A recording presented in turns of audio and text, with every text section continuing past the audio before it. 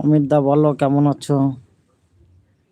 আমি এরপর থেকে রাত্রিবেলা লাইভটা আর করবো না, বুঝলে অমিত দা। তুমি সকালবেলা পারলে এসো, কালকের থেকে যত সম্ভব আর রাত্রিবেলা লাইভটা করব না। রাত্রিবেলা কোনো বন্ধুরা আসে না। আর যদি কাউকে বন্ধু পাই।